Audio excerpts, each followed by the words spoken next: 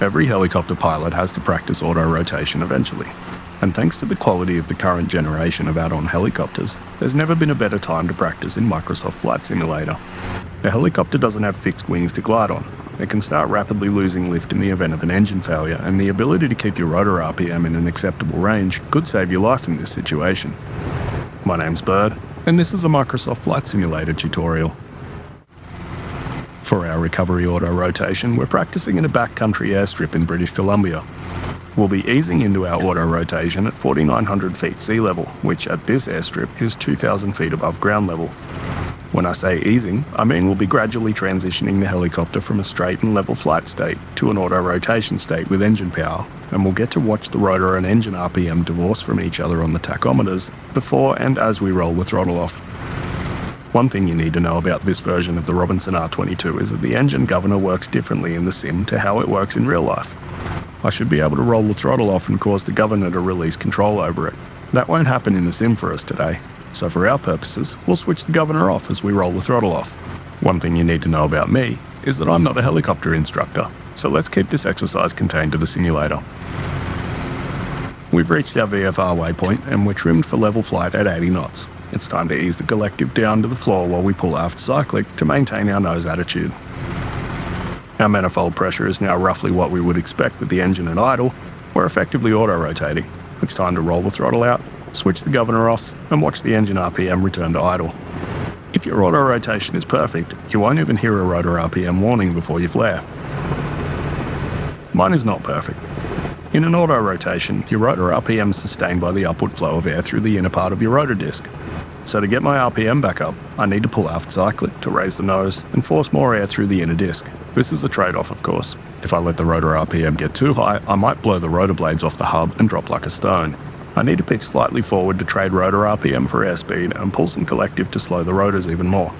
As with most things that happen in a helicopter, my inputs need to be smooth, and I need to pay attention to how the helicopter reacts to everything I do. As a result of my reactions to the rotor RPM changes, I've picked up a little more airspeed than I wanted. I'd like to settle back into a 65 knot attitude as specified by the flight manual for the Robinson 22, but right now I need to think more about my flare. As I approach treetop level, it's time to start a gentle flare. As I gently pull aft cyclic, I'll stay dynamic on the collective to make sure my rotor RPM stays under control as my nose comes up. As I near 10 feet from the ground, I'll pull into a more aggressive flare, switch the governor back on, roll the throttle back on, and pull just enough collective to maintain a few feet of altitude while my engine RPM comes back, and also make sure I keep yaw authority with the left pedal.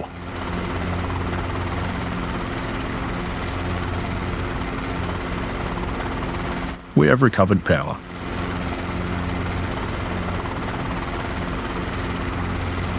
In an ideal scenario, I wouldn't have had to react so much to the helicopter.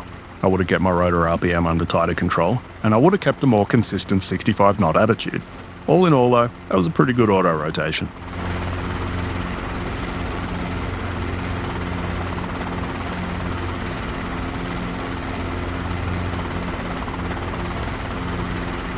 A recovery auto-rotation's easy enough to do for a bit of practice.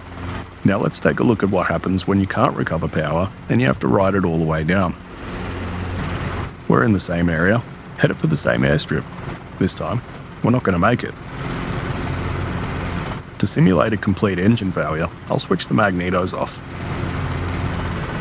Instantly, our engine RPM drops out and our rotor RPM starts to degrade. I have to react quickly here.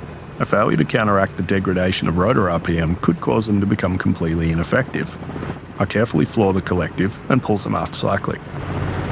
My rotor RPM gets too high, so I pitch the ship forward and trade some of that RPM for airspeed. I turned away from the airfield because I wasn't going to make it. Instead, I've diverted course to one of my spots. When you fly, you should know where you're going to be able to perform an emergency landing and have a few of those locations memorized. You'll call those your spots.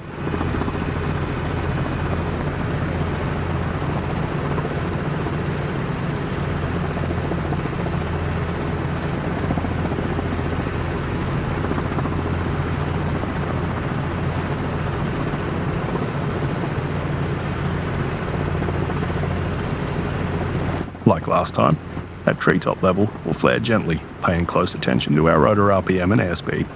Close to the ground, we'll flare aggressively to wash off as much airspeed as possible, then level the ship and set it down on the skids.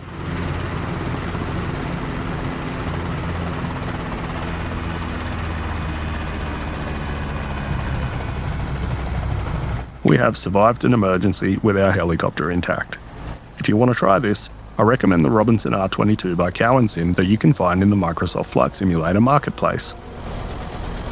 If this helped you understand auto rotation in the simulator, don't forget to like the video and subscribe.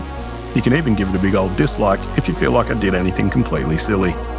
In the meantime, I've been Bird. Thanks for watching.